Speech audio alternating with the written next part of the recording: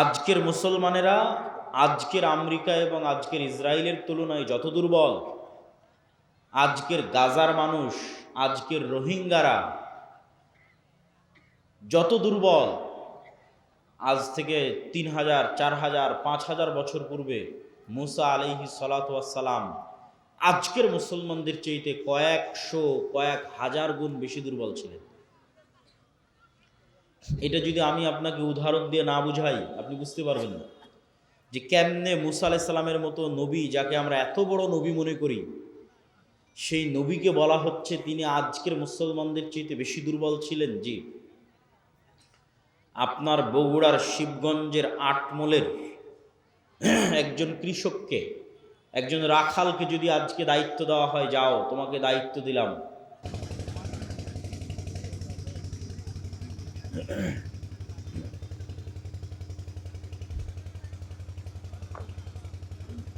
জি, আজকে বগুড়ার শিবগঞ্জের আটমলের একজন রাখালকে দায়িত্ব দেওয়া হলো যে তুমি এখান থেকে ডোনাল্ড ট্রাম্পের কাছে গিয়ে দাওয়াতি কাজ করবা, রাশিয়ার ভ্লাদিমির পুতিনের কাছে গিয়ে দাওয়াতি কাজ করবা। তো এই আটমলের এই কৃষক ডোনাল্ড ট্রাম্পের চেয়ে যত দুর্বল, আজ থেকে 4000 বছর আগে মুসা আলাইহিস সালাম ফেরাউনের তুলনায় তার চেয়ে বেশি দুর্বল ছিলেন।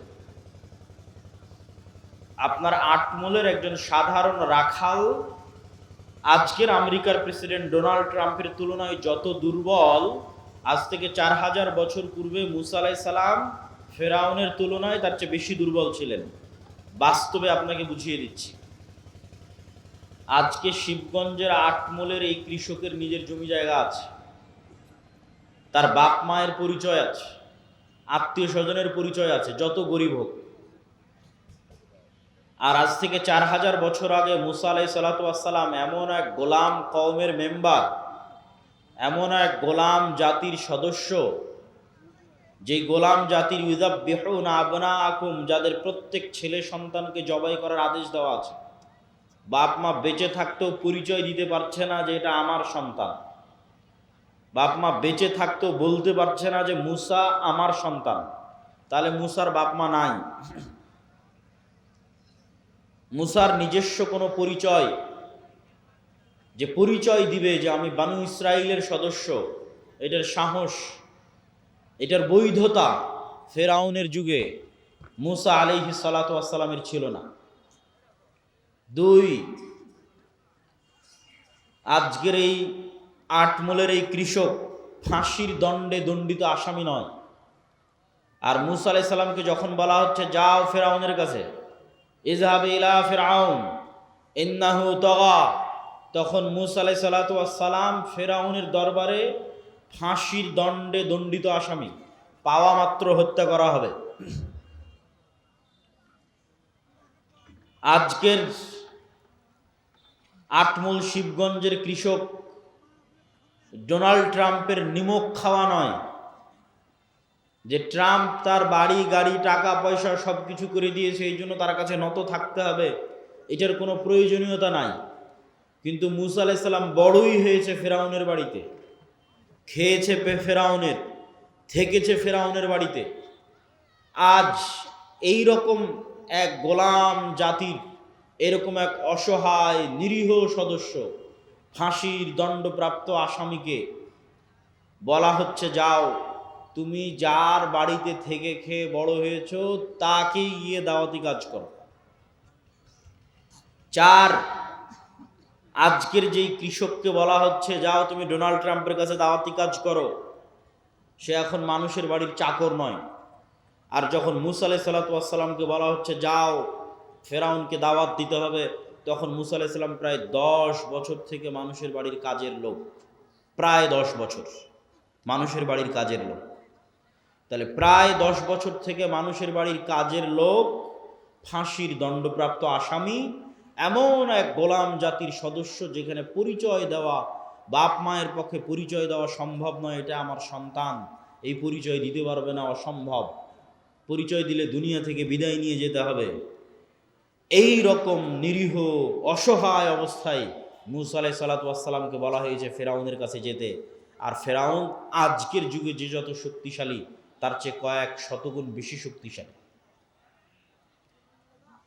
আমি যদি বুঝাতে না পারি সেটা আমার ব্যর্থতা, যে মুসা আলাইহিস সালাম আমার এবং আপনার চেয়ে বেশি দুর্বল ছিলেন। আজকের আমেরিকা এবং ইসরায়েলের তুলনায় যত দুর্বল, মুসা আলাইহিস সালাম তার চেয়ে শতগুণ, হাজার গুণ বেশি দুর্বল ছিলেন। এই জন্য মুসা আলাইহিস সালাম সাহস করেননি। মুসা আলাইহিস সালামের ঈমান বিল গায়েবে ইয়াকিন অর্জন হওয়ার পরও মুসা আলাইহিস সালাম ভয় পাচ্ছিলেন।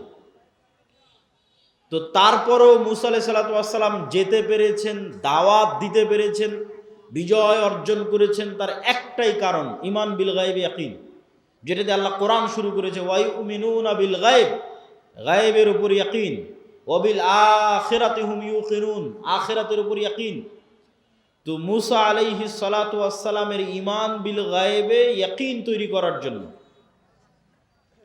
আল্লাহ মুসা আলাইহিস সালামকে বলছেন, মুসা তোমার হাতে কি? তো বলে লাঠি। আল্লাহ যদি বলতেন, মুসা যে জান্নাত থেকে একটা স্পেশাল লাঠি নিয়ে এসেছি, ম্যাজিক্যাল লাঠি, এই লাঠি তুমি ছাড়লে সাপ হয়ে যাবে, তাহলে মুসা আলাইহিস সালামের ঈমান বিল গায়েবে ইয়াকিন অর্জিত হতো না। ওই রকম জাদুকরেরা, ওইরকম কবিরাজেরা, সাপুড়েরা, তাদের কাছে স্পেশাল নিজের প্র্যাকটিস দেওয়া, প্রশিক্ষণ দেওয়া সাপ, পাথর, লাঠি সব থাকে, ওইটা দিয়ে সবই করা যায়। তো আসমান থেকে একটা স্পেশাল লাঠি দিলাম, জান্নাত থেকে একটা স্পেশাল লাঠি দিলাম, দিয়ে বললাম এটা এখন সাপ হয়ে যাবে, এটা ঈমান বিল গায়েবে ইয়াকিন অর্জিত হবে না। তো যেই লাঠি মুসা আলাইহিস সালাম 10 বছর থেকে ব্যবহার করছে, 15 বছর থেকে ব্যবহার করছে, যেটা কোনো স্পেশাল লাঠি না, এমনি একটা, এই বাঁশ যেমন কোনো স্পেশাল নয়, একটা গাছ থেকে কেটে নিয়ে আসা হয়েছে, এইরকম। তো মুসা কি, তো লাঠি, কি করো, গাছের পাতা পাড়ি, গর্ত সামনে আসলে লাফ দিয়ে পার হয়ে যায়।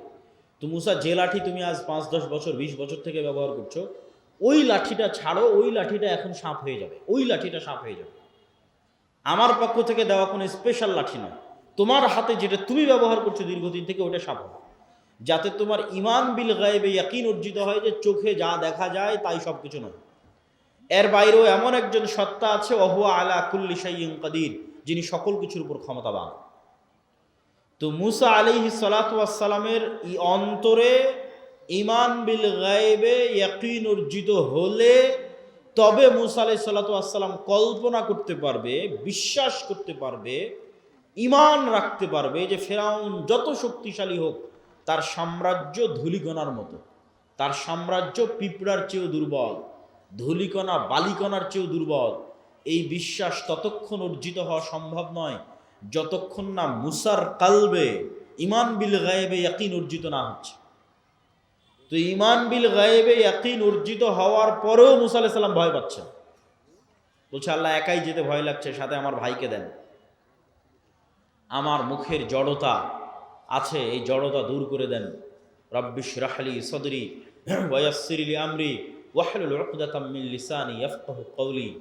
সম্মানিত উপস্থিতি, তাহলে ঈমান বিল গায়েব কেন জরুরি?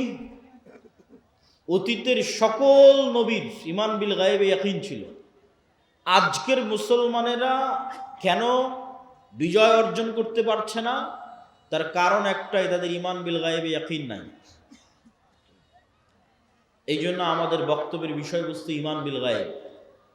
ঈমানই নতুন করে নবায়ন করতে হবে, ঈমানই নতুন করে নিয়ে আসতে হবে।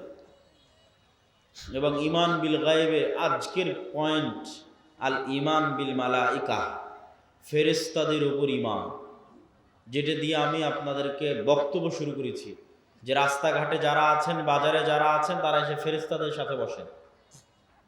কেননা এই মজলিসে কারা আছে বলেন তো? একটু জোরে বলেন, এই মজলিসে কারা আছে? আরো জোরে বলেন, কারা আছে? ফেরেশতারা আছে। তো ঈমান বিল মালাইকা, ফেরেশতাদের উপর ঈমান,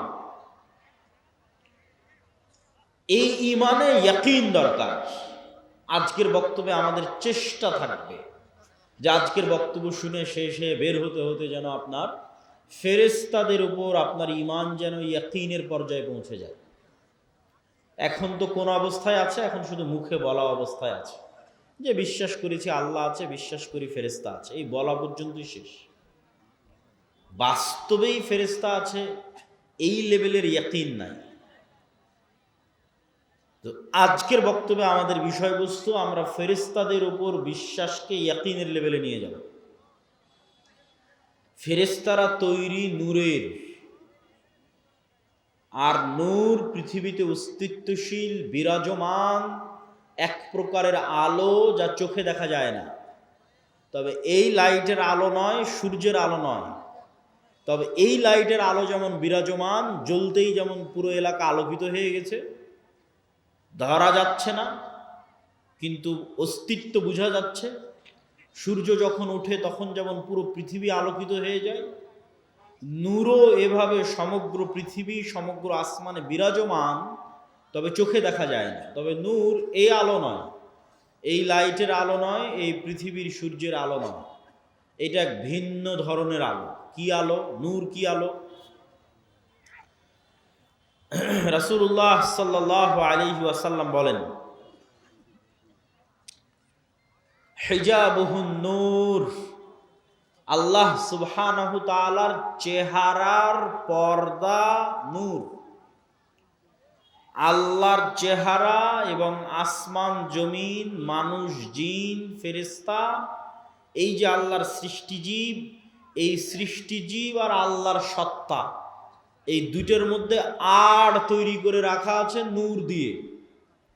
আল্লাহর চেহারা ঢাকা আছে নূর দিয়ে। লাউ কাশাফাহু, যদি এই নূরকে সরিয়ে নেওয়া হয়, যে নূর আসমান জমিন এবং সর্বত্র বিরাজমান, এই নূরকে যদি সরিয়ে নেওয়া হয়, লা আহরাকাত সুবহাত ওয়াজহিহ, তাহলে আল্লাহ সুবহানাহু তাআলার চেহারা প্রকাশ পেয়ে যাবে। আর আল্লাহ সুবহানাহু তাআলার চেহারা যদি প্রকাশ পেয়ে যায়, তাহলে আল্লাহর চেহারার তাজাল্লিতে আসমান জমিন জ্বলে পুড়ে ছারখার হয়ে যাবে। তো এই জন্য আল্লাহর চেহারা ঢাকা আছে নূর দিয়ে। রাসূলুল্লাহ সাল্লাল্লাহু আলাইহি ওয়াসাল্লাম আরেক হাদিসে বলেন, আব্দুল্লাহ বিন আব্বাস রাদিয়াল্লাহু তাআলা আনহু থেকে বর্ণিত, আল্লাহুম্মা আউযু বিনূরি ওয়াজহিকাল্লাযী আশরাকাত লাহুদ যুলুমাত, হে আল্লাহ, আপনার নূরের মাধ্যমে পরিত্রাণ চাচ্ছি, যেই নূর দিয়ে আসমান জমিনের সকল অন্ধকার আলোকিত হয়েছে। ওয়াসালুহা আলাইহি আমরুদ দুনিয়া ওয়াল আখিরাহ, যেই নূরের উপর আসমান জমিনের সকল কাজ নির্ভরশীল। যেই নূর দিয়ে আসমান জমিনের সকল অন্ধকার আলোকিত হয়েছে, যেই নূরের উপর আসমান জমিনের সকল কাজ নির্ভরশীল, সেই নূর দিয়ে আপনার কাছে পরিত্রাণ চাচ্ছি।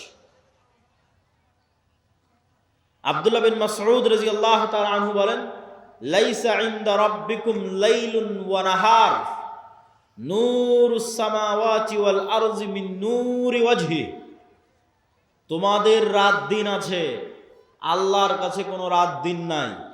তোমাদের সময় আছে, আল্লাহর কাছে কোনো সময় নাই। আল্লাহ সুবহানাহু ওয়া তাআলা সময়েরও ঊর্ধ্বে, রাত দিনেরও ঊর্ধ্বে। নূরুস সামাওয়াতি মিন নূরি ওয়াজহি, আসমান জমিনের আলো আল্লাহ সুবহানাহু তাআলার চেহারার নূরের প্রভাবে প্রভাবিত। আল্লাহ সুবহানাহু ওয়া তাআলা নিজেও কোরআন মাজিদে বলেছেন, আল্লাহু নূরুস সামাওয়াতি ওয়াল আরজ, আল্লাহ হচ্ছেন আসমান এবং জমিনের নূর। সম্মানিত উপস্থিতি, তাহলে নূর পৃথিবীতে অস্তিত্বশীল বিরাজমান এক প্রকারের আলো। এই নূরের সাথে কথা, ফেরেশতারা যেমন নূর থেকে তৈরি, এই কোরআন তেমন নূর, আর ইসলাম তেমন নূর। ওয়াহি নূর। তো ইসলাম ওয়াহি, আর ওয়াহির একটা প্রকার হচ্ছে কোরআন, ওয়াহি মাতলু। তাহলে কোরআন নূর। আল্লাহ সুবহানাহু ওয়া তাআলা কোরআন মাজিদে বলেন, মা কুনতা তাদরি মাল কিতাব ওয়ালাল ঈমান ওয়ালাকিন জাআলনাহু নূরান নাহদি বিহি মান নাশা। হে আল্লাহর নবী, আপনি জানতেন না ঈমান কাকে বলে, কিতাব কাকে বলে, তবে আমি আল্লাহ এটাকে নূর বানিয়ে দিয়েছি। এই নূর দিয়ে আমি যাকে ইচ্ছা তাকে পথ দেখাই। আর ইসলাম নূর, ইউরিদুনা লিইউতফিউ নূরাল্লাহ ওয়াল্লাহু মুতিম্মু নূরিহি ওয়ালাউ কারিহাল কাফিরুন। পৃথিবীর কাফের মুশরিকরা ফু দিয়ে আমার নূরকে নিভিয়ে দিতে চায়, আর আমি আল্লাহ আমার নূরকে সমগ্র পৃথিবীতে প্রতিষ্ঠিত করবই করব। কাফের মুশরিকরা অপছন্দ করলেও সেই নূর হচ্ছে ইসলাম।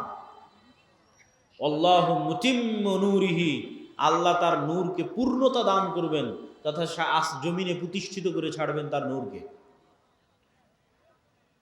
তাহলে কি কি গেল? ফেরেশতা নূরের তৈরি, কোরআন নূর, ইসলাম নূর। এবার 4 নাম্বার, আমার এবং আপনার সৎ আমল নূর তৈরি করে। আমার এবং আপনার সৎ আমল নূর তৈরি করে। আল্লাহ সুবহানাহু ওয়া তাআলা কোরআন মাজিদে বলছেন, ইয়াউমা তারাল মুমিনিনা ওয়াল মুমিনাত নূরুহুম ইয়াসআ বাইনা আইদিহিম ওয়া বিআইমানিহিম। কঠিন কিয়ামতের মাঠে মুমিনেরা এবং মুমিনারা দুনিয়াতে যত নূর জমা করেছিল আমলের মাধ্যমে, প্রত্যেকটা সৎ আমল নূর। দুটো শর্ত পেলেই আমল সৎ। আল্লাহ কোরআনে বলেনি যে বেশি আমল করতে হবে, যে ওই জান্নাতে যাবে যে বেশি আমল করেছে। আল্লাহ বারবার বলেছে আমানু ওয়া আমিলুস সালিহাত। ঈমান বিল গায়েবে, গায়েবে ঈমান আছে, গায়েবের উপর ইয়াকিন আছে, আর আমিলুস সালিহাত সৎ আমল করেছে। সৎ আমল নূর তৈরি করে। তো সৎ আমল 2 শর্তে নূর তৈরি করে, তখন এটা সৎ আমল হয়। এক, যদি হৃদয়ে ইখলাস থাকে, তাহলে ইখলাস পাওয়া মাত্রই নূর তৈরি হওয়া শুরু হয়ে যায়। 2, আমল যদি গায়েবের সাথে মিলে যায়। প্রত্যেকটা আমলের ফরম্যাট গায়েবে নির্ধারিত, যেই ফরম্যাট ওহির মাধ্যমে আল্লাহ রাসূলের কাছে পাঠিয়েছে। গায়েবে নির্ধারিত ফরম্যাটের সাথে না মিললে আমল কবুল হবে না, আমলে নূর তৈরি হবে না। তো গায়েবে নির্ধারিত ফরম্যাটের সাথে মিলাতে চাইলে কাকে দেখতে হবে? মুহাম্মদ সাল্লাল্লাহু আলাইহি ওয়াসাল্লামকে। কেন গায়েবের ওই ওয়াহি, ওই জ্ঞান মুহাম্মদ সাল্লাল্লাহু আলাইহি ওয়াসাল্লামকে দেওয়া হয়েছে। তাহলে মুহাম্মদ সাল্লাল্লাহু আলাইহি ওয়াসাল্লামের আমলের সাথে যখন আমল হুবহু মিলে যাবে, মানে ওটা গায়েবের ফরম্যাটের সাথে হুবহু মিলে গেছে। আর অন্তরে যখন ইখলাস তৈরি হবে, তখন এই আল্লাহর নবীর সাথে কাজের সাথে মিলে যাওয়া তথা গায়েবের ফরম্যাটের সাথে মিলে যাওয়া আর অন্তরে ইখলাস তৈরি হওয়া, এই দুটো যখন তৈরি হয়ে যাবে তখন আমলে নূর তৈরি হয়ে গেল। এবার যখন আমলে নূর তৈরি হয়ে গেল, এই রকম যত আমল মানুষ দুনিয়াতে করবে, আমলে সালেহ, যে আমল নূর তৈরি করে, এরকম যত আমল মানুষ দুনিয়াতে করবে তত নূর সে ধারণ করবে নিজের কালবে। মানুষ তার কালবে নূর ধারণ করতে পারে, এটা আরেকটু পরে আরো বিস্তারিত বলতেছি। তো যখন মানুষ তার কালবে নূর ধারণ করবে আমলের মাধ্যমে, এই যে নূর গায়েব, এই গায়েবের পর্দাটা যেদিন উন্মোচন হয়ে যাবে, সেই দিন থেকে মানুষ এই নূর দেখা শুরু করবে। তো গায়েবের পর্দা কখন থেকে উন্মোচন হয়ে যাবে? যখন মানুষ মারা যাবে। মারা যাওয়া মাত্রই মানুষ নিজেই গায়েবের জগতে চলে গেছে। যে গায়েবের উপরে এতদিন ইয়াকিন রাখতো, বারজাকি জগৎ, ওই গায়েবী জগতে যখন চলে গেছে তখন গায়েবের সব কিছু উন্মুক্ত হয়ে যাবে। তখন প্রথম সে দেখবে তার আমলের নূরকে। তার আমলের নূরে তার কবর আলোকিত হবে, তার আমলের নূরে কিয়ামতের অন্ধকার আলোকিত হবে, তার আমলের নূরে সে পুলসিরাত অতিক্রম করবে।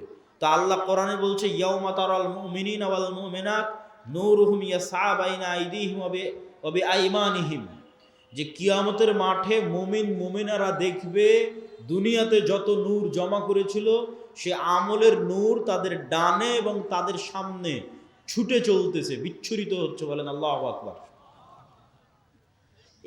আল্লাহ সুবহানাহু ওয়া তাআলা প্রায় 2-3 আয়াতে মানুষের আমলের নূরের কথা বলেছেন, যা কিয়ামতের মাঠে তারা দেখতে পাবে।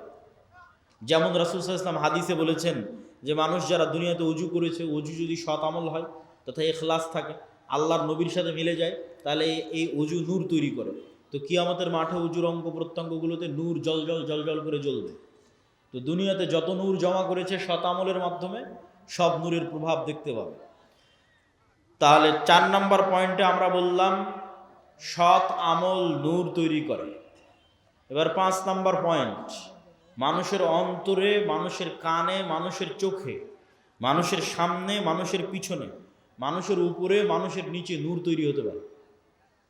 রাসূলুল্লাহ সাল্লাল্লাহু আলাইহি ওয়াসাল্লাম দোয়া করছেন, আল্লাহুম্মা জাআল ফি কলবি নূরা, হে আল্লাহ আমার কালবে নূর তৈরি করে দেন। ওয়াফি সামিই নূরা, আমার কানে নূর তৈরি করে দেন। ওয়াফি বাসরি নূরা, আমার চোখে নূর তৈরি করে দেন। এভাবে বলতে বলতে ডানে বামে সামনে পিছনে উপরে নিচে সকল অঙ্গ প্রত্যঙ্গে তিনি আল্লাহর কাছে নূর চেয়েছেন। তো নূরের অস্তিত্ব পৃথিবীতে এত বাস্তব যে আপনার যেমন চোখের পাওয়ার সরাসরি দেখা যায় না, কিন্তু যন্ত্র দিয়ে মাপলে ধরা পড়ে চোখের পাওয়ার কম কি বেশি। বাস্তবে অনুভব করতে পারেন চোখের পাওয়ার কমে গেছে কি বেশি হয়েছে। আপনার কানের শ্রবণ শক্তি কমেছে কি বেশি আছে, এটা যেমন অনুভব করতে পারেন। মেশিন লাগাতে হয় ভালো মতো শোনার জন্য। আপনার শরীরের রক্তের মাত্রা, প্রেশার লো না হাই, সেটা যেমন মেশিন দিয়ে মাপা যায়, অথচ চোখে দেখা যায় না। আপনার রক্তের মধ্যে সুগার কতটুকু আছে সেটা যেমন মেশিন দিয়ে মাপা যায়, ধরতেই মেশিনে উঠে আসতেছে, অথচ চোখে দেখা যায় না। আপনার শরীরের তাপমাত্রা যেমন থার্মোমিটার দিয়ে মাপা যায়, অথচ চোখে দেখা যায় না। থার্মোমিটার ধরলে উঠে আসতেছে তাপমাত্রা এত। আপনার হার্ট বিটের পালস যেমন মেশিন ধরতে পারতেছে কত, অথচ চোখে দেখা যায় না। এই প্রত্যেকটা জিনিস যতটা সত্য, এই প্রত্যেকটা জিনিসে নূর তৈরি হয়, এটা তার চেয়ে বেশি সত্য। যে আপনার চোখের পাওয়ার আছে এটা যত সত্য, আপনার চোখে নূর আছে অথবা নাই এটা তত সত্য। আপনার কালবে হার্টবিট চলছে এটা যত সত্য, আপনার কালবে নূর আছে অথবা নাই এটা তার চেয়ে বেশি সত্য। আজকে এখানে যতজন উপস্থিত হয়েছেন, এখন উপস্থিত আছেন, তাদের কালবে ন্যূনতম নূর আছে দেখে আপনি এখানে উপস্থিত হয়েছেন। ন্যূনতম নূর আছে দেখে উপস্থিত হয়েছে। আর কার কালবে নূর নাই, একটুকু নাই। একটা আলামত বলি, যার কালবে চুল পরিমাণও নূর নাই, যাদের ক্ষেত্রে আল্লাহ কোরআনে বলেছেন খাতামাল্লাহু আলা কুলুবিহিম, আল্লাহ তাদের অন্তরে মোহর মেরে দিয়েছেন, মৃত হৃদয়। তো এই মৃত হৃদয়ের একটা আলামত কি? যেমন কেউ যদি পরপর 3 জুমার সালাত পরিত্যাগ করে, তো রাসূল সাল্লাল্লাহু আলাইহি ওয়াসাল্লাম বলেছেন আল্লাহ ওর অন্তরে মোহর মেরে দেয়, তথা ওই অন্তরে নূর নাই, শেষ, মৃত হৃদয়। চলছে হার্টবিট কিন্তু পশুর মতো, চলছে রক্তনালী কিন্তু পশুর মতো, তথা আর জীবিত সে নাই, কেননা তার কাল্ব জীবিত নাই, তার কাল্ব মারা গেছে, নূর নাই। নূর না থাকলে কাল্ব মৃত্যুবরণ করে। সম্মানিত উপস্থিতি, তাহলে আমরা কয়েক পয়েন্টে আপনাদের সামনে তুলে ধরলাম যে নূর পৃথিবীতে অস্তিত্বশীল, বিরাজমান, মানুষের কালবে চোখে কানে তৈরি হতে পারে। কোরআন নূর, ইসলাম নূর, ফেরেশতারা নূরের তৈরি, এবং মানুষের সৎ আমল নূর তৈরি করে, এবং নূর তৈরি করতে করতে আমল আসমানের দিকে উঠতে থাকে। ইলাইহি ইয়ারফাউল কালিমুত তাইয়্যিব ইয়াসআদুল কালিমুত তাইয়্যিব, সৎ কথা, সৎ বাক্য আল্লাহর দিকে উঠে যেতে থাকে, উপরের দিকে উঠে যেতে থাকে। এবং ইবনুল কাইয়্যিম রাহিমাহুল্লাহ বলছেন মানুষের রূহ নূরুন লাতীফ, মানুষের রূহ হচ্ছে এক প্রকারের সূক্ষ্ম নূর। এই জন্য রূহ দেখা যায় না, কেননা নূর অদৃশ্য, তো রূহ অদৃশ্য। কিন্তু মানুষের আত্মপরিচয় রূহের উপর নির্ভর করে। মানুষকে যদি পুনরায়ও মানুষের শরীরের সকল কিছু যদি কাজে লাগানো যায়, আর যদি রূহ না দেওয়া যায়, তাহলে আত্মপরিচয় ফিরে আসবে না। যেমন আইনস্টাইনের ব্রেন যদি কপি করা যায়, ইমাম বুখারীর ব্রেন যদি কপি করা যায়, বিজ্ঞান যদি এই লেভেলে পৌঁছে যায়, কিন্তু ইমাম বুখারী, আইনস্টাইন, নিউটন ওরা ফিরে আসবে না, ওদের আত্মপরিচয় ফিরে আসবে না। কেন? আত্মপরিচয় নির্ভর করে রূহের উপর। নূরুল লতীফ। ইয়াসআলুনাকা আনির রূহ কুলির রূহু মিন আমরি রাব্বি, মানুষজন জিজ্ঞেস করে, বলে রূহ কি? আপনি বলে দিন রূহ আল্লাহর আদেশ। আল্লাহ যখন চান প্রতি রাতে এই রূহকে উঠিয়ে নেন। যাদের আল্লাহ মৃত্যু দিতে চান তাদের রূহকে তার কাছে আটকে রেখে দেন, এরা সকালবেলা মৃত অবস্থায় উঠে। আর যাদের আল্লাহ সুবহানাহু ওয়া তাআলা বাঁচিয়ে রাখতে চান, এদের রূহকে আবার ফেরত দিয়ে দেন। এই জন্য সকালবেলা এরা জীবিত অবস্থায় উঠে। এই জন্য দোয়ার মধ্যে বলা হয়েছে আল্লাহুম্মা বিইসমিকা আমুতু, হে আল্লাহ তোমার নামে আমি মারা যাচ্ছি। কেননা তখন রূহের কাজ শেষ হয়ে যায়। রূহের কাজ দেখা, রুহের কাজ শোনা, রুহের কাজ চিন্তা করা, রুহের কাজ বোঝা। বাকি শরীরের হার্টবিট, রক্ত সঞ্চালন এগুলো তো চলছেই, কিন্তু দেখা শোনা চিন্তা গবেষণা যখন বন্ধ হয়ে যায় তখন রুহের কাজ শেষ। এই জন্য যখন মানুষ ঘুমিয়ে যায় তখন রুহের আর কোনো কাজ থাকে না, তখন রুহ উড়াল দেয়। আল্লাহ সুবহানাহু ওয়া তাআলা তার কাছে নিয়ে নেন রুহকে। কোরআনের আয়াতে আল্লাহ সুবহানাহু ওয়া তাআলা বলছেন।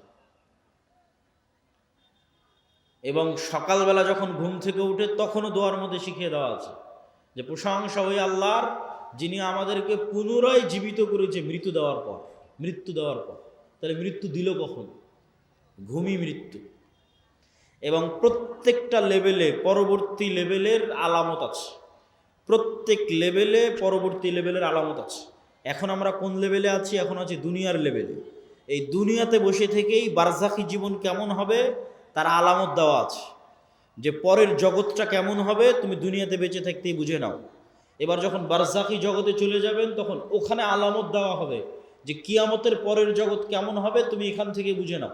বারজাখি জগৎ থেকে হালকা হালকা বুঝতে পারবে, কেননা জান্নাতের সাথে দরজা খুলে দেওয়া হবে, কারো দরজা জাহান্নামের সাথে খুলে দেওয়া হবে। সরাসরি জান্নাতে দেওয়া হবে না, সরাসরি জাহান্নামে দেওয়া হবে না, কিন্তু ওখানে বসে থেকে বুঝতে পারবে হালকা হালকা যে জান্নাত কেমন হতে পারে, ওখান থেকে বসে থেকে বুঝতে পারবে হালকা হালকা যে জাহান্নাম কেমন হতে পারে।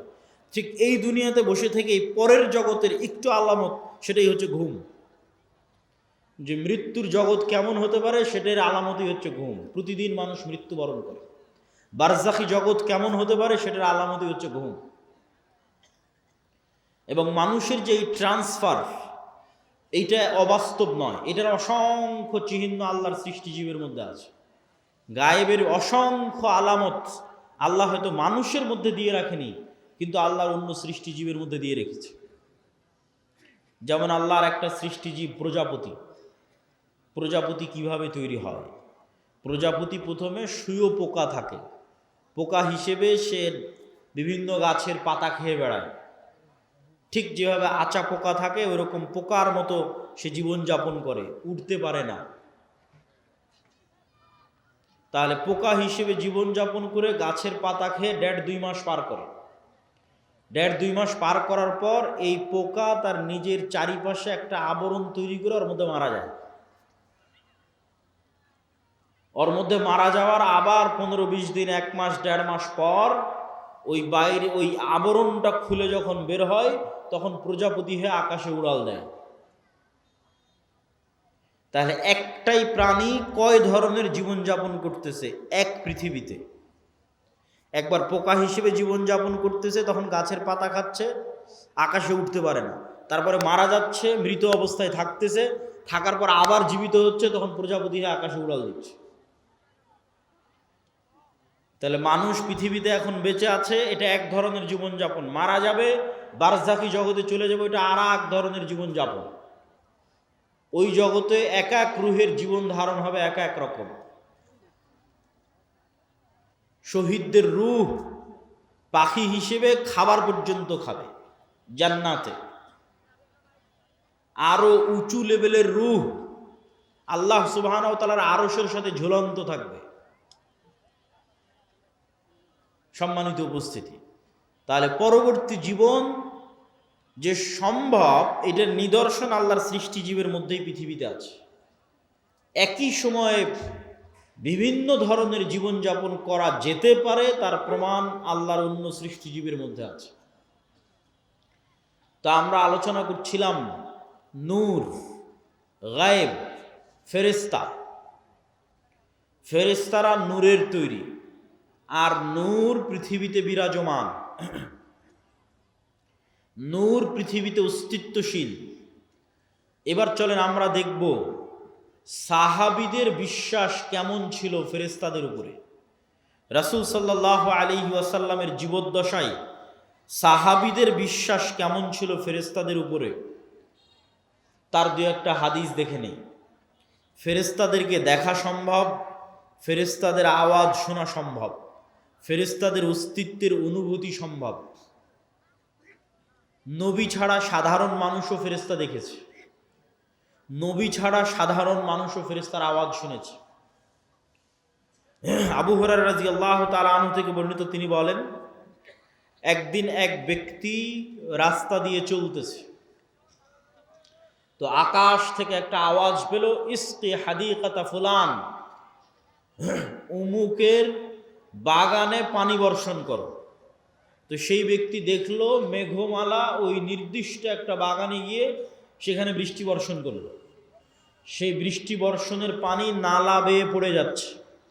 তো এই পানির আলামত ধরে ধরে যারা পিছনে দাঁড়িয়ে আছেন তারা এই পাশে, আমার হাতের বাম পাশে জায়গা খালি আছে, যারা ডান দিকে অথবা পিছনে দাঁড়িয়ে আছেন তারা হাতের বাম পাশে চলে এসে বসতে পারেন। তো অদৃশ্য গায়েব থেকে আওয়াজ শুনে ওই ব্যক্তি ওই পানির লাইন ধরে ধরে জমিতে গেল। তো গিয়ে দেখে সেখানে একটা ব্যক্তি কাজ করতেছে, জমি চাষ করতেছে। বলে, ভাই তোমার নাম কি? তো বলে, আমার নাম এই। তো এই ব্যক্তি বলছে, বারে যেই নাম আকাশে শুনলাম এ তো দেখি সেই নাম বলে। তখন এই ব্যক্তি বলছে, আমি আকাশে তোমার নাম শুনলাম যে অমুকের বাগানে পানি বর্ষণ করো। তো তুমি বলো তো তুমি এমন কি করো যে আকাশে তোমার নামে আদেশ হয় যেন তোমার বাগানে পানি বর্ষিত হয়? তো এই ব্যক্তি বলল যে আমার জমিন থেকে যা ফসল উঠে সেই ফসলের 3 ভাগ করি আমি। 3 ভাগের 1 ভাগ আল্লাহর রাস্তায় দান করে দিই, 3 ভাগের 1 ভাগ এই জমিতে আবার ব্যয় করি, আবার আবাদ করতে খরচ করি, আর 3 ভাগের 1 ভাগ দিয়ে আমার দৈনন্দিন জীবন সংসার সারা বছর পরিচালনা করি। তো এই ব্যক্তি কোনো নবী নয়, সে ফেরেশতার আওয়াজ শুনেছে যে ফেরেশতা বলতেছে, ইসকি হাদিকাতা ফুলান, উমুকের বাগানে বৃষ্টি বর্ষণ করো। দেখেন, ফেরেশতার অস্তিত্ব পৃথিবীতে অতি বাস্তব। কত বাস্তব! আমার আত্মীয় স্বজন, ভাই বোন, সন্তান সন্ততির চেয়ে বেশি বাস্তব। কেন আমার আত্মীয় স্বজন, ভাই বোন, বাপ মা, সন্তান সন্ততির চেয়ে বেশি বাস্তব? এই জন্য যে আল্লাহ যখন প্রথম আমাদের সৃষ্টি করেছে, প্রথম যখন জান্নাতে আল্লাহ আমাদের সৃষ্টি করেছে, আমাদের আদি পিতা আদম আলাইহিসসালামকে, তখন আদম আলাইহিসসালাম চোখ খুলে দেখেনি যে এটা আমার বাপ, এটা আমার মা, আর চোখ খুলে দেখেনি যে এটা আমার বউ, চোখ খুলে দেখেনি যে এটা আমার ছেলে। চোখ খুলে প্রথম পরিচিত হয়েছে বারে ফেরেশতা। ওয়াইজ ক্বালা রাব্বুকা লিল মালাইকাতি ইন্নী জাইলুন ফিল আরদি খলিফা ক্বালু আতাজআলু ফিহা মান ইউফসিদু ফিহা ওয়া ইয়াসফিকুদ দিমা। আল্লাহ নিজে পবিত্র কোরআনে ব্যাপকভাবে বর্ণনা করেছেন এই ঘটনা। আল্লাহ সুবহানাহু ওয়া তাআলা ডাক দিয়ে ফেরেশতাদের বলছেন যে আমি পৃথিবীতে মানুষ তৈরি করতে চাই। তখন ফেরেশতারা বলছে, আপনি পৃথিবীতে এমন কাউকে তৈরি করবেন যারা ফিতনা ফাসাদ করবে? নাহনু নুসাব্বিহু বিহামদিক ওয়া নুকদ্দিসু লাক। আপনার কত তাসবিহ লাগবে, আমরা তো সারাদিন তাসবিহ পাঠ করছি, আপনার পবিত্রতা বর্ণনা তো আমরা করছি। তখন আল্লাহ বললেন, ইন্নী আ'লামু মা লা তা'লামুন। ফেরেশতারা, তোমরা অতটুকুই জানো যতটুকু আমি তোমাদের জানিয়েছি, পুরো গায়েব তোমরা তো জানো না, সম্পূর্ণ গায়েব তোমাদের জানা নাই, যতটুকু আমি জানিয়েছি ততটুকুই জানো। ওয়া আল্লামা আদামাল আসমাআ কুল্লাহা সুম্মা আরাদাহুম আলাল মালাইকা। আদমকে কিয়ামত পর্যন্ত যা সৃষ্টি হবে সব আল্লাহ শিখিয়ে দিয়েছেন। ওই ক্যামেরা, ওই কম্পিউটার, ওই মোবাইল, ওই বিমান, ওই পারমাণবিক বম সব আদম আলাইহিসসালাম জানতেন। আদম আলাইহিসসালামের ব্রেনে ছিল বলেই সেটা ট্রান্সফার হতে হতে হতে হতে হতে হতে মানুষের ব্রেনে এখনও আছে। এই জন্য ওটা মানুষ বের করে নিয়ে আসতে পারতেছে। যদি বাপের ব্রেনে না থাকে জীবনে সম্ভব নয় ওটা নিয়ে আসা। বাপের ব্রেনে ছিল, ট্রান্সফার হতে হতে মানুষের ব্রেনেও আছে। সময় সাপেক্ষে যুগের প্রয়োজনে বের হতে থেকেছে। যুগের চাহিদায় ওই পর্দাটা উন্মুক্ত হয়ে গেছে, যুগের চাহিদায় ওই পর্দাটা উন্মুক্ত হয়ে গেছে, ওই জ্ঞানের দরজাটা খুলে গেছে। কিন্তু সবগুলো জ্ঞান আগেই বাপের ব্রেনে রাখা আছে। বাপের ব্রেন থেকে ট্রান্সফার হতে হতে সন্তানের ব্রেনেও আসতে থেকেছে। যুগের প্রয়োজনে যখন যে জ্ঞানের দরকার, যখন যে গায়েবের পর্দা উন্মোচন হওয়ার দরকার, সেটা উন্মোচন হতে থেকেছে। ও আল্লামা আদামাল আসমা কুল্লাহা, সব শিখিয়ে দিলেন আল্লাহ আদম আলাইহিস সালাম।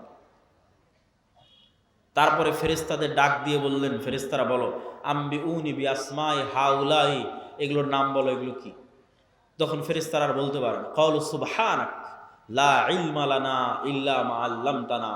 আল্লাহ, আপনার পবিত্রতা, আপনি মহা পবিত্র, আমরা অতটুকুই জানি যতটুকু আপনি জানিয়েছেন। এর বাইরে আমাদের জানার কোনো ক্ষমতা নেই। ইন্নাকা আনতাল আলিমুল হাকিম, আপনি হলেন সর্বজ্ঞানী, আপনি হলেন সর্বজ্ঞানী এবং সর্বপ্রজ্ঞাময়। তখন আল্লাহ বললেন, ইয়া আদম আম্বে ওহম, এই যে আদম, এবার তুমি বলো তো এই জিনিসগুলোর নাম কি? ফালাম্মা আম্বাহুম বিআসমাইহিম, তখন আদম আলাইহিস সালাতু ওয়াস সালাম সবগুলোর নাম বলে দিলেন। এবার আল্লাহ ফেরেশতাদের বলেন, ওয়াইজ কুলনা লিল মালাইকাতি ইসজুদু লি আদম, তখন আমি আল্লাহ ফেরেশতাদের বললাম, ফেরেশতারা তোমরা এবার আদমকে সিজদা করো। তাহলে আমরা সবার আগে কাদেরকে দেখলাম? এবার বলেন, জোরে বলেন না যে কাদের দেখলাম, না আর এক মানুষকে দেখেছি? তাহলে আপনার বাপ মা আগে না ফেরেশতা আগে? ফেরেশতা আগে।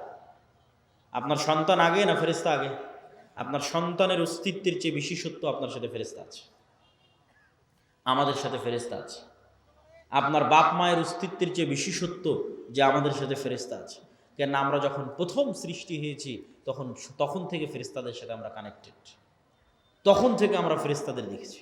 গায়েবের উপর ঈমান না থাকার কারণে দুনিয়াতে এসে ভুলে গেছি। তাহলে আদম আলাইহিস সালাতু ওয়াস সালামের ঈমান কোন লেভেলের হবে যে ফেরেশতারা আছে? আদম আলাইহিস সালাতু ওয়াস সালামের ঈমান তার ছেলের অস্তিত্বের চেয়ে বেশি যে ফেরেশতারা আছে। আদম আলাইহিস সালাতু ওয়াস সালামের ঈমান তার স্ত্রী হাওয়ার অস্তিত্বের চেয়ে বেশি যে ফেরেশতারা আছে। সম্মানিত উপস্থিতি, তাহলে ফেরেশতাদের অস্তিত্ব আছে, নূর বিরাজ করতেছে, দেখি না কেন, দেখা যায় না কেন, কি সমস্যা? তো এইটার ক্ষেত্রে আপনাকে দু একটা উদাহরণ দিই। আজ থেকে 100 বছর আগে আটমূলের যে মানুষটা মারা গেছে, সেই মানুষটাকে আজকে উঠান, যদি তাকে জীবিত করা যায় তাহলে সে জীবিত হলো। জীবিত হওয়ার পর সেই মানুষকে আপনি বলবেন যে আমি আব্দুল্লাহ আওয়াজ দিব, এখানে বাজবে ঢাকায়, সাথে সাথে আমি আওয়াজ দিব, এখানে আওয়াজ বাজবে কোথায়? ঢাকাতে। আমি আওয়াজ দিব, এখানে বাজবে আমেরিকাতে। আমি আওয়াজ দিব, এখানে বাজবে মক্কায়। সে কি বিশ্বাস করবে? কিন্তু এখন তো বাজতেছে, এই যে লাইভ চলতেছে, সারা পৃথিবীতে বাজতেছে, বলতেছি এখানে, বাজতেছে সারা পৃথিবীতে। তাহলে এই যে ইলেকট্রোম্যাগনেটিক ওয়েভ, তরঙ্গ, আলোর তরঙ্গ ওয়েভ, এইটার মধ্যে ডাটা ধারণ করার ক্ষমতা, তথ্য, মানুষের কথা এটার মধ্যে থাকতে পারে, মানুষের দৃশ্য এটার মধ্যে থাকতে পারে। এইটা আল্লাহ যেই দিন পৃথিবী সৃষ্টি করেছে ওই দিন থেকেই আছে, মানুষ জানেনি, গায়েব। তাহলে 100 বছর আগে আটমূল থেকে যে মানুষ চলে গেছে এটার কাছে গায়েব। যে তার আওয়াজ এই ওয়েভের মধ্যে থেকে যেতে পারে, তার দৃশ্য এই ওয়েভের মধ্যে দিয়ে প্রবাহিত হতে পারে। শুধু তাই নয়, মানুষের পক্ষে যদি আজকে সম্ভব হয় যে মানুষ আলোর গতি তথা যেই আলোর মাধ্যমে, যে ওয়েভের মাধ্যমে আমার কথা মোবাইল দিয়ে এখন ঢাকাতেও বাজতেছে, লালমনিরহাটেও বাজতেছে, আমেরিকা, লন্ডন, ইউরোপেও বাজতেছে, সৌদি, কুয়েত, কাতার, বাহরাইনেও বাজতেছে, এখন সাথে সাথে যেই ওয়েভের মধ্যে দিয়ে আমার দৃশ্য ছুটে চলে যাচ্ছে, যেই ওয়েভের মধ্যে দিয়ে আমার আওয়াজ ছুটে চলে যাচ্ছে, এর চাইতে যদি আমরা কোনো গতিশীল কিছু আবিষ্কার করতে পারি যে এর চেয়ে দ্রুত আমি উড়ে চলে যাব, মানুষের পক্ষে সম্ভব নয়।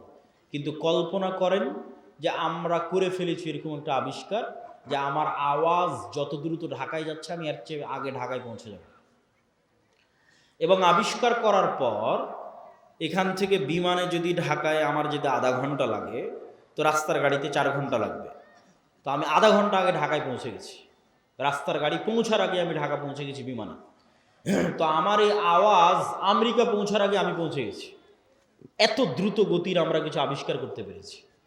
এই আবিষ্কার করতে পারার পর এবার যদি 15 আলোক বর্ষ অতীতে চলে যাই দ্রুত, যে 15 বছর আগে যে কথা বলেছিলাম ওই কথা এখন মহাবিশ্বে যেই জায়গায় আছে ওর আগে আমি গিয়ে পৌঁছে যাব, যেহেতু ওর চেয়ে দ্রুত আমি কিছু আবিষ্কার করতে পেরেছি। পৌঁছে গিয়ে এবার এই মোবাইলের মতো, এই ক্যামেরার মতো যদি ওখানে কিছু সেট করতে পারেন, তাহলে 15 বছর আগে আপনি কি বলেছিলেন ওই আপনার বলা কথা আপনি শুনতে পাবেন, বাঁচতেছে। 15 বছর আগে আপনি কি করেছিলেন আপনার করা কাজ আপনি লাইভ দেখতে পাবেন, এই যে আমি এটা করতেছি, কেননা ওইটা এই আলোর তরঙ্গের মধ্যে সেভ আছে, হারায়নি। বিজ্ঞানীরা এখনো জানে না যে পৃথিবী যখন প্রথম সৃষ্টি হয়েছে তখন পৃথিবী থেকে যে আলো মহাবিশ্বের দিকে ছুটতে থেকেছে ওইটা এখনো মহাবিশ্বের শেষ মাথায় পৌঁছতে পেরেছে কিনা। তাহলে এভাবে যদি 1400 বছর আগে চলে যান তাহলে মোহাম্মদ সাল্লাল্লাহু আলাইহি ওয়াসাল্লামের হাদিস বুখারীতে পড়া লাগবে না, আপনি কানে শুনতে পাবেন, নিজে কানে শুনতে পাবেন, যেমন এখন লাইভ বাজতেছে। তো 1500 বছর অতীতে চলে গেলে আলোর গতির চেয়ে বেশি গতি নিয়ে মোহাম্মদ সাল্লাল্লাহু আলাইহি ওয়াসাল্লামের হাদিস নিজে কানে শোনা যাবে, বদরের যুদ্ধ লাইভ দেখা যাবে, বাস্তবে হচ্ছে এটা দেখা যাবে। এটা মানুষের দ্বারা সম্ভব নয়, এটা দিয়ে আল্লাহ মানুষের গুনাহকে গোপন রেখেছে, নাহলে একজন মানুষের গুনাহ গোপন থাকবে না। এই আলোর গতির চেয়ে মানুষের গতি কম থাকার কারণে মানুষের গুনাহ আজ গোপন আছে। সম্মানিত উপস্থিতি, তাহলে আমরা যা বলছি তার 1 সেকেন্ডও হারায় না, 1 সেকেন্ডও নয়, চাহে মোবাইলে রেকর্ড হোক আর না হোক, ওই তরঙ্গের মধ্যে থেকে যায়, যে কেউ চাইলে ধরে বের করে নিয়ে আসতে পারবে। আল্লাহ সুবহানাহু ওয়া তাআলা এটা দিয়েই ধরে বের করবেন এটা আমি বলি না, কিন্তু এত সহজ মানুষের হিসাব নেওয়া, এত সহজ মানুষকে পাকড়াও করা, এইভাবেই পৃথিবী সেট আপ করা আছে। এখানে মানুষের একটা সেকেন্ড গোপন নয়, একটা সেকেন্ডও নয়, কেন আলো এই ডাটাগুলো ধারণ করে নিচ্ছে, যা করতেছে তাও সেভ আছে, যা বলতেছে তাও সেভ আছে। মানুষ চাইলে নিজেই দেখতে পারবে। মানুষকে আলোর চেয়ে দ্রুত গতির যন্ত্র আবিষ্কার করে অত বছর আগে চলে যেতে হবে, চলে গিয়ে নিজের আমলগুলো দেখতে হবে, তো আমি এগুলো করেছি, তো আমি এগুলো বলেছি, আমি নিজে শুনতে পাচ্ছি আমি কি বলেছি, আমি নিজে দেখতে পাচ্ছি আমি কি করেছি। কাফা বিনাফসিকাল ইয়াউমা আলাইকা হাসিবা, মানুষ আজকে তোমার বিচারের জন্য তুমি একাই যথেষ্ট, আলাদা কোনো বিচার বিভাগ কায়েম করে বিচার করতে হবে এইটা নয়, তুমি নিজেই যথেষ্ট। সম্মানিত উপস্থিতি, তাহলে কি বলছিলাম, গায়েব নূর, তাহলে এই আলো আমার ডাকে, এটা একসময় গায়েব ছিল, চোখে দেখা যায় না, তো এখনো দেখা যায় না, এখনো দেখা যাচ্ছে না, যন্ত্র ধরতে পেরেছে কিন্তু আমরা তো দেখতে পাচ্ছি না।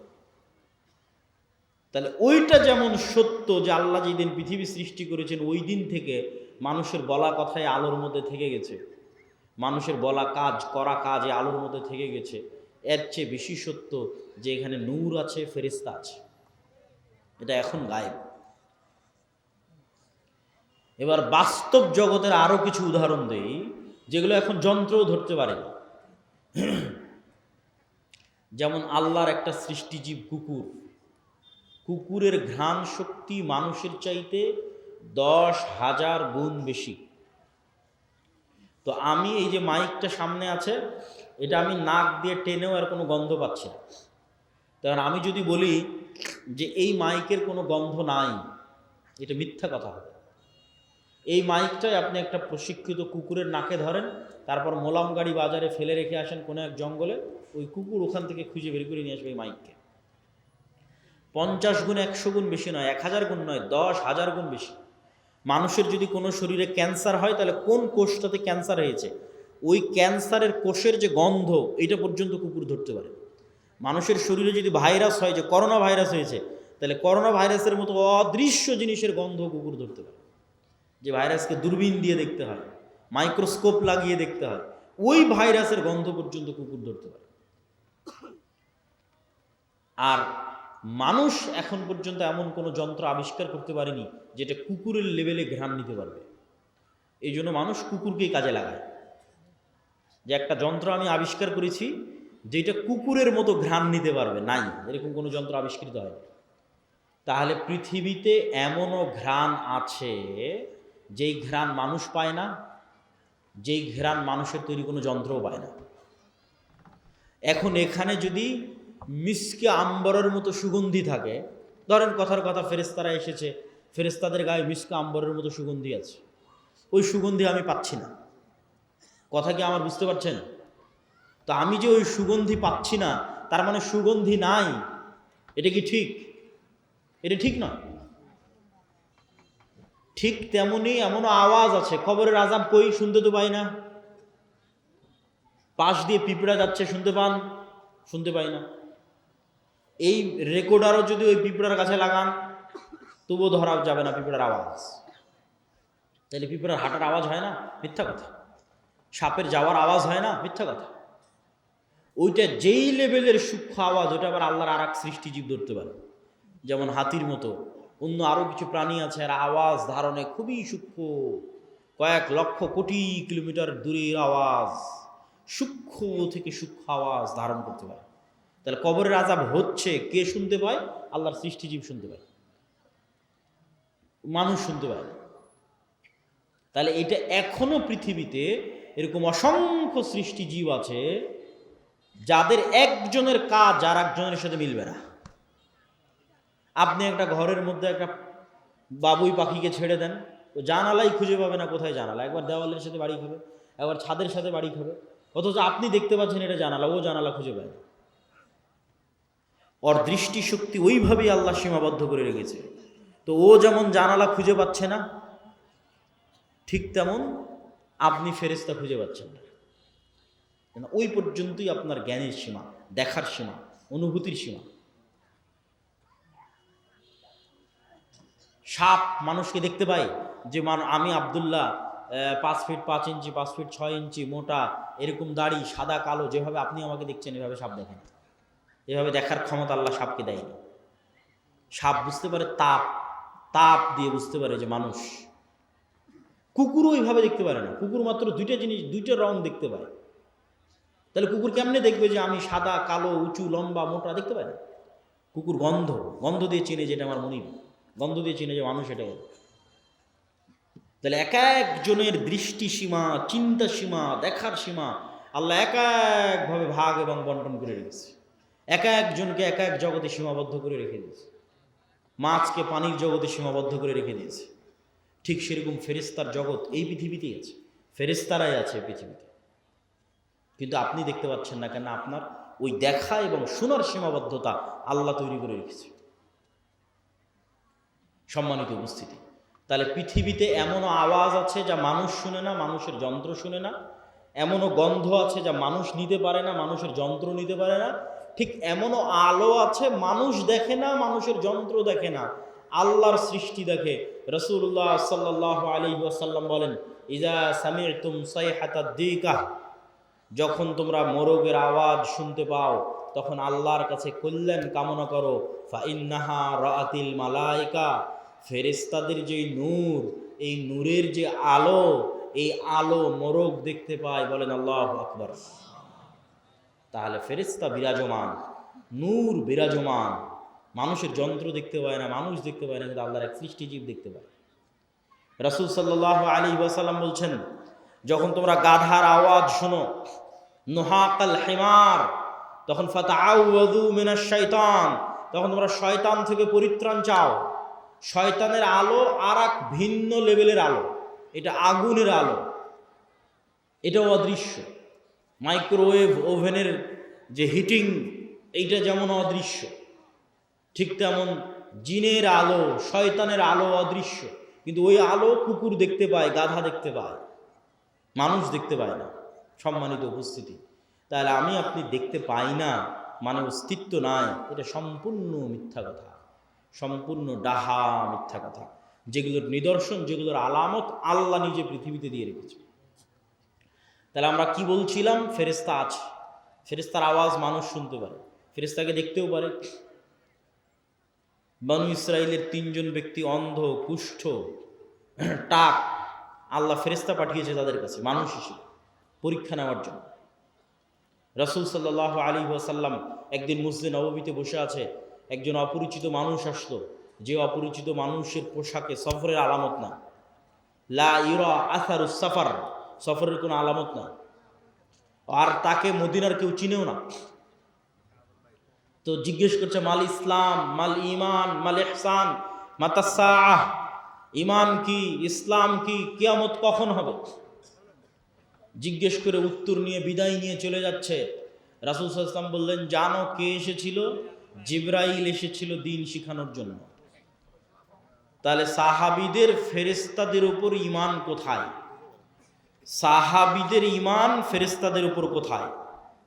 এই মর্মে এবার আরো কয়েকটা হাদিস আপনাদের সামনে তুলে ধরব। জাবের রাদিয়াল্লাহু তাআলা আনহু বলছেন, সাদ বিন মুআজ আনসারী সাহাবী, আউস খাজরাজ গোত্রের প্রধান, খন্দকের যুদ্ধে আহত অবস্থায় শহীদ হয়েছে ইয়াং বয়সে, 35, 38, 40 বছর বয়সে। রাসূল সাল্লাল্লাহু আলাইহি ওয়াসাল্লামের আশেপাশে যেগুলো ছিল সব ইয়াং। রাসূলুল্লাহ সাল্লাল্লাহু আলাইহি ওয়াসাল্লাম বললেন, ইহতাজ্জালাহু আরশুর রহমান, আল্লাহর আরশ কেঁপে উঠেছে সাদ বিন মুআজের মৃত্যুতে।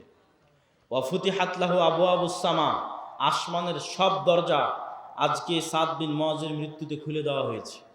ওয়া শাহিদাহু সাবউনা আলফাম মিনাল মালায়েকা, 70,000 ফেরেশতা আমাদের সাথে আজকের জানাজায় অংশগ্রহণ করেছে সাদ বিন মুআজের জানাজায়। বলেন আল্লাহু আকবার। তো আসমানের দরজা থাকতে পারে, এটা কঠিন তো কিছু নয়। আমরা তো আসমান থেকেই পৃথিবীতে এসেছি, জান্নাত থেকেই পৃথিবীতে এসেছি। আদি পিতা আদম আলাইহিস সালাতু ওয়াস সালাম তো আসমানেই ছিলেন, জান্নাতেই ছিলেন, এটা অস্বাভাবিক কিছু না। তো জান্নাত থেকে নামতে হলে তো কোনো না কোনো দরজা দিয়েই নেমেছে। সেই দরজা দিয়ে ঈসা আলাইহিস সালাতু ওয়াস সালাম উপরে উঠে গেছে, সেই দরজা দিয়ে মুহাম্মদ সাল্লাল্লাহু আলাইহি ওয়াসাল্লাম উপরে উঠে গেছে। ছিলামই তো আমরা জান্নাতে, আসমানে। সুতরাং এই যোগাযোগ কঠিন, অস্বাভাবিক কিছু না। আর ফেরেশতা নেমে 70,000 ফেরেশতা নেমে অংশগ্রহণ করলে ওটা অস্বাভাবিক। আল্লাহ কোরআনে আয়াতই শুরু করেছে সূরা বাকারাতে যে মানুষ সৃষ্টি শুরুই হচ্ছে ফেরেশতাদের সাথে কথোপকথন দিয়ে। আদম আলাইহিস সালাতু ওয়াস সালাম চোখ খুলেই দেখতেছে ফেরেশতাদের, তাহলে এটা অস্বাভাবিক না। ঈমান বিল গায়ব না থাকার কারণে মনে হচ্ছে অস্বাভাবিক, ঈমান বিল গায়বে ইয়াকিন না থাকার কারণে মনে হচ্ছে অস্বাভাবিক। জাবের রাদিয়াল্লাহু তাআলা আনহু বলছেন, লাম্মা কুতিলা আবি, আমার পিতা যখন মারা গেল, অনেক মেয়ে রেখে, ঋণ রেখে,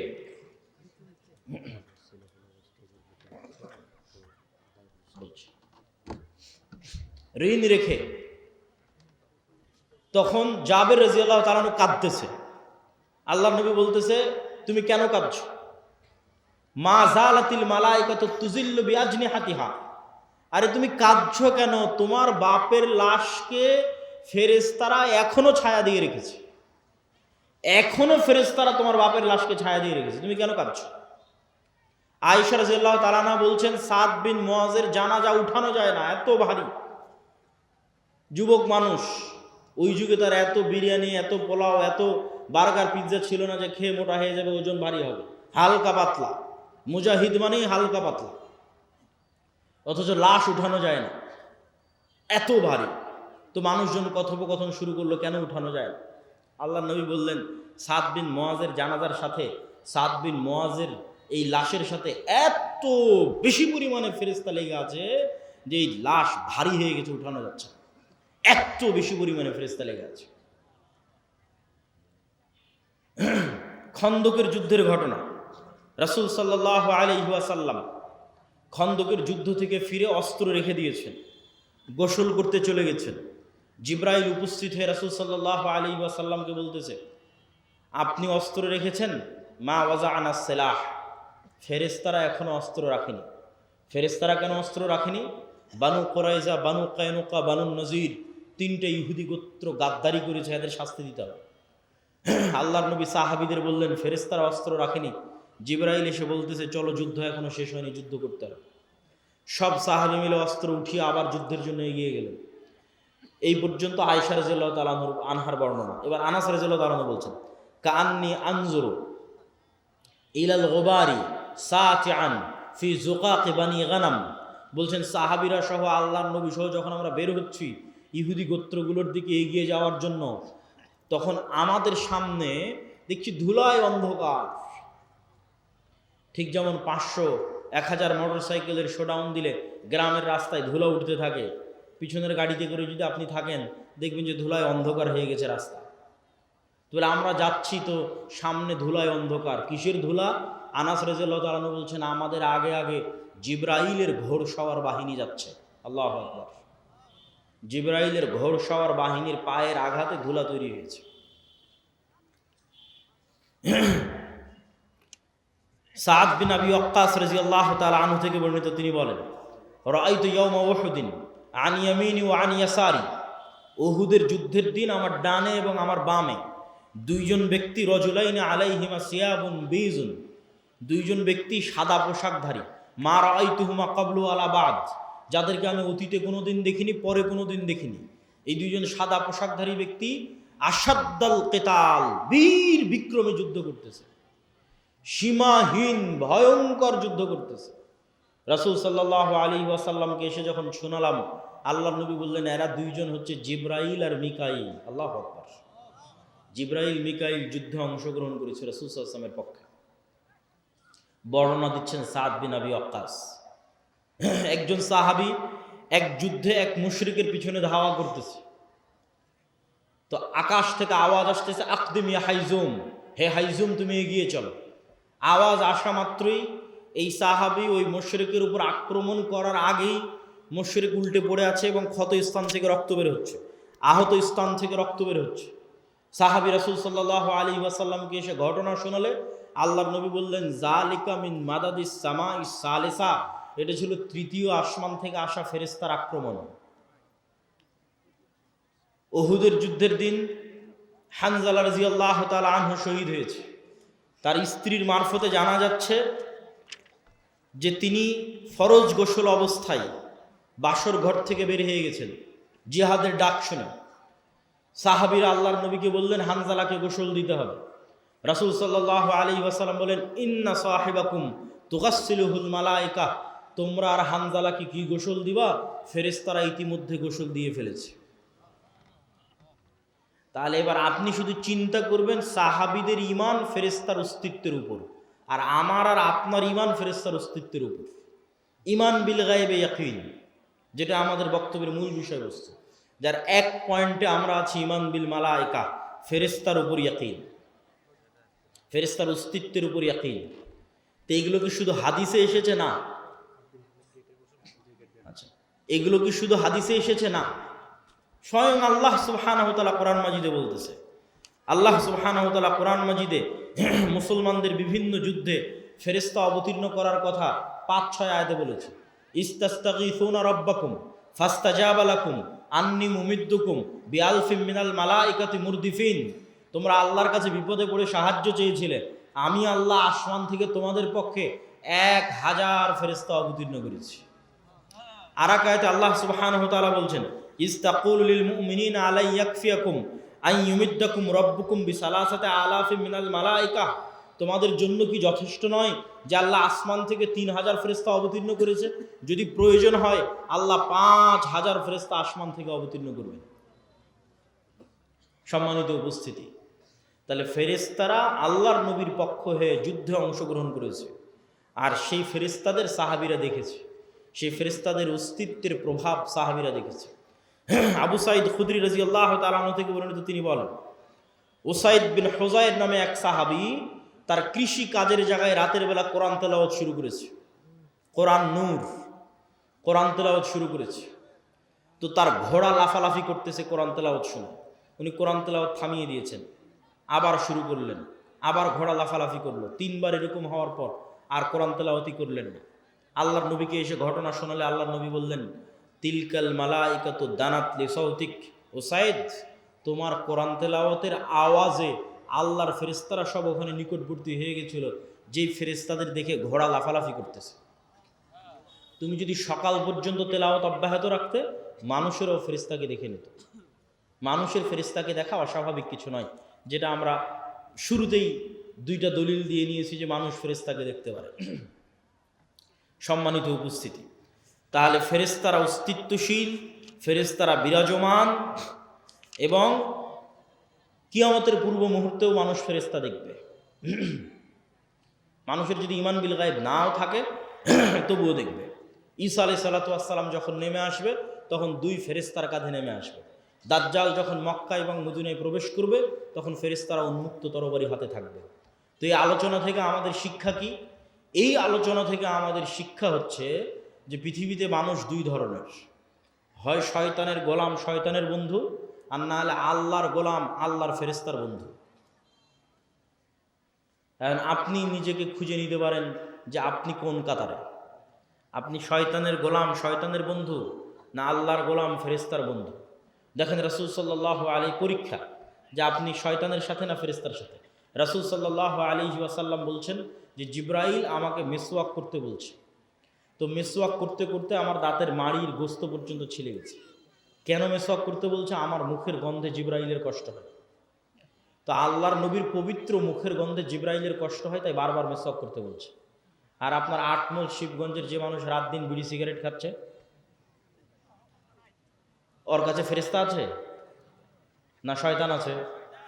একটু জোরে বলেন, কে আছে? শয়তান আছে। সে শয়তানের বন্ধু, সে শয়তানের গোলাম। মনে করেন আটমূলের একটা বাড়ি, যে বাড়িতে ঢুকতে সালাম দেওয়া হয়, খাওয়ার শুরুতে বিসমিল্লাহ বলা হয়, টয়লেট বাথরুমে গেলে সেই টয়লেট বাথরুমের দোয়া পড়া হয়, 5 ওয়াক্ত সালাতে উজু করা হয়, সালাত আদায় করা হয়, বাড়িতে কোরআন তেলাওয়াত করা হয়, তাহলে ওই বাড়িতে কারা আছে? ফেরেশতারা আছে। নূরে পরিপূর্ণ বাড়ি।